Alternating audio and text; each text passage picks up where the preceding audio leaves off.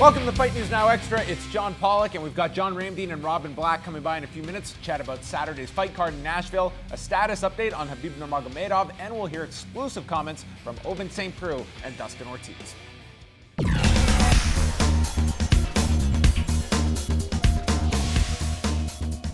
Saturday night's UFC Fight Night card from Nashville will feature a light heavyweight main event as former title challenger Glover Teixeira looks to rebound from back-to-back losses as he meets Ovince St. Preux, who has won his last two, coming off stoppage wins over Mauricio Shogun Rua and Patrick Cummins. And he spoke to us earlier this week regarding the differences between Teixeira and himself. He has a lot more to lose than I do.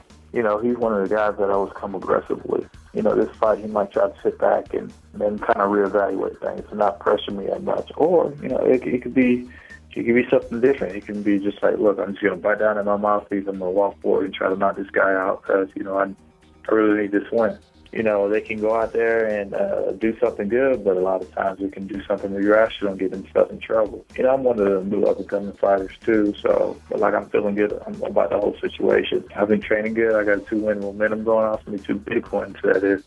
And, you know, Glover's still one of the top guys in the division. That's why one of the main reasons I wanted to fight him. And then on top of that, you know, he was once a contender for the 205 belt. I just got to make sure that I stick to my game plan, and if I do that, I'm going to be perfectly fine. In flyweight action on Saturday, Dustin Ortiz from the Rufus Sport Camp will meet Willie Gates, who replaces an injured Ian McCall on the show. Ortiz is currently ranked 11th in the UFC rankings, and that has caught him by surprise and believes he should be in the top 10. You know, I feel like I already deserve to be in the top 10. I don't know who's keeping up with those rankings and why Lineker is still in there and some of the other guys are still in the top 10.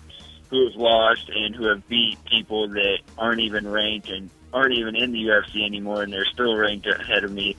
So I don't know who's taking care of all that stuff, but yeah, absolutely. It doesn't take 4 or 5 wins to get that title shot. It takes 2 to 3 impressive wins. That's why I'm stressing that I want to go out there, and I would like to get a finish because I haven't had one since my debut, you know, and that's what I'm used to, is going out there and finishing guys. I'd like to get back into that finishing state and really stamp my name on the division and get my opportunity that I feel I deserve. And finally, Ariel Helwani reported this week that Khabib Nurmagomedov will be delaying his return to action after knee surgery this past May. The lightweight was initially hopeful of a return in October, but is now pegging December as a more realistic possibility. Nurmagomedov was also in the middle of a pair of incidents with the Diaz brothers this past Saturday at the World Series of Fighting card in Las Vegas. Saturday night, you'll want to tune in at 7 p.m. Eastern Time for a 1-hour preview show with John Ramdeen, Robin Black, and myself previewing the main card and the prelims from Nashville, Tennessee. We will present 4 prelim fights at 8 Eastern exclusively here on Fight Network in Canada. It's the end of the week here with John Ramdeen and Robin Black as we get set for Nashville, Tennessee on Saturday night. Big fight card coming up with Glover Teixeira and Ovince St. Preux. And we heard from Ovince St. Preux there in the news. He feels that Glover Teixeira has a lot more to lose in this fight than St. Preux. And I would agree here. Glover Teixeira, he got the championship fight already against John Jones, coming off a tough performance after that. Back-to-back losses for him. And a guy that's moved around camps quite a lot.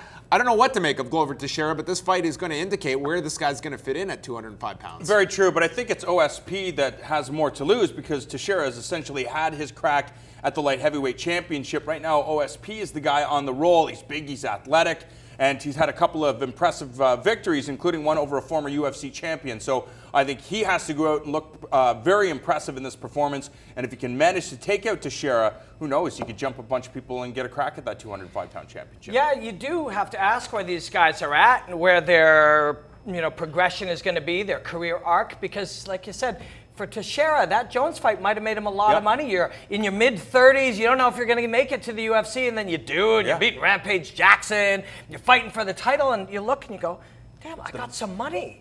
And, maybe I'm going to buy a gym, and maybe I'm going to have a life. And for a guy to be able to go and accomplish those things, still be fighting, it's like there's sometimes nothing to lose. Go in and fight this kid. Maybe I can knock him out. OSP, on the other hand, is progressing. I've been really looking at this guy's fights. I like OSP. I like the way his skills are coming together. Do a little research, Knoxville MMA. You know, who were these people? Where did they come from? You see a good quality young coach developing his own philosophies, being able to put them together in a great athlete like OSP. It's kind of an interesting story. I'm excited for this fight. It's funny because when I spoke to him earlier this week, one of the things about Ovince St. Preux throughout his career has been quick turnarounds for fights. The only time he's had big delays were the strike force problems at the end where they just weren't putting on a ton of cards. But this was a guy that fought 4 times last year, which not too many light heavyweights can say. And he attributes a lot of that to the fact that he doesn't go crazy with sparring. And that seems to be the philosophy, that you have the one side of the fence, which is like your Rafael Corderos, who believe that sparring is the only thing that's going to get you ready to go into an actual fight, and then others feeling that you have to taper back, and sparring, you can't be going crazy every single week with sparring. And there's not going to be one formula that works for everybody, but it's certainly a big discussion point amongst a lot of trainers now, is you're focusing on concussions and guys getting hurt, but you are preparing them, in this case, for a 5-round fight. Yeah, I would imagine also depends on where they train. You mentioned Nashville, you know, not known for the biggest mixed martial arts scene there. Who is this guy getting to spar with? Is he able to spar with guys at the level that he needs to spar with? So I can understand why he eliminates that if it's not beneficial to him. Yeah, my apologies to his coach. We were looking him up, and his name was a famous guitar player. Eric Turner. Eric Turner. Now, Mr. Turner, I apologize. You've done a great job with OSP, and sometimes you do see this with a top athlete in a room where there's a lot of kids, a lot of families, a big martial arts gym. To some degree, Demetrius Johnson doesn't get a chance to train with a ton of high-level guys either. But we've seen how spectacular he is when you have more of a one-on-one with a brilliant coach. And we don't know if Mr. Turner is that yet, but he's done a great job with this very athletic guy. Sometimes you develop skills, you develop scenarios, you develop systems and ideas that work, and then the time to put them into effect is in the fight itself. You don't get as banged up, but you don't get that real in-the-fire experience either. But as you can see with Demetrius Johnson, sometimes it can work great. Last thing, this is the last card of just a hellacious stretch for the UFC, and they have had some massive shows over the past 2 months. Do you feel that Saturday's card, it's almost like there's just a certain burnout factor to some people? Like, you're coming off that huge pay-per-view last weekend. We had 189. We had the week with 4 cards in one week. I feel that Saturday's card, I think regardless of who's fighting on the card, there's just a certain rest period that fans need at some point. Yeah, it's very true, and I think we're just trying to get over this hump, because I think we're all looking forward to the Saskatchewan card. You get the main event, co-main event, outstanding, and all the Canadians that are on the undercard. Very interesting, especially if you're from the Great White North, but I think we just want to get over this card. Let's see what happens with the 205-pound limit. The 125-pound division is going to get sorted out.